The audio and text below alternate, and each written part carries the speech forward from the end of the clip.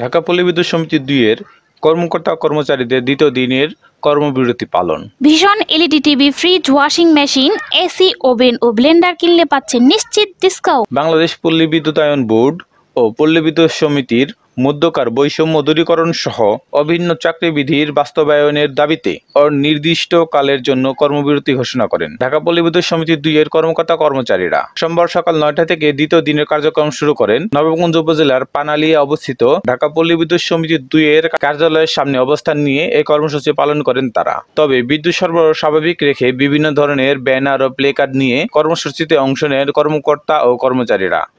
তারা জানান, বিদ্যুৎ সরবরাহ স্বাভাবিক রাখতে প্রতিটি উপকেন্দ্রে একজন করে জনবল থাকবে, তবে সব ধরনের গ্রাহক সেবা ও অন্যান্য কার্যক্রম বন্ধ থাকবে। বিদ্যমান বৈষম্যগুলো দূর করার জন্য বেতন কাঠামো ও সরকার প্রদত্ত সুযোগ সুবিধা বিআরবি এর সঙ্গে সমানভাবে পরিপালন, সাপ্তাহিক ছুটি একদিনের পরিবর্তে ২ দিন,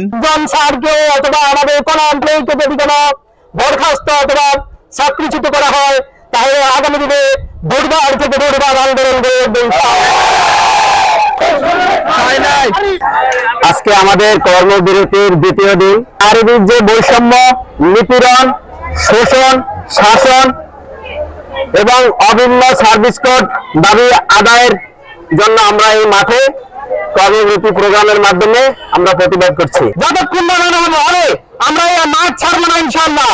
বলে দিচ্ছি, আমার এনফিএম ভাইদের পক্ষ থেকে আমি বলে দিচ্ছি, আপনারা সাবধান হয়ে যান। বাংলাদেশের ৮০টা পিডিএস একটা পরিবারের মতো একত্রিত হয়েছে। আপনারা আছেন আপনাদের সুযোগ সুবিধা নিয়ে, আর আমাদের আছেন নির্যাতনের উপরে। এবং পদোন্নতি ও অন্যান্য সুযোগ সুবিধার ক্ষেত্রে বিআরইবির সঙ্গে সমন্বয় চান তারা। মোহাম্মদ সুমন, বাংলা টিভি।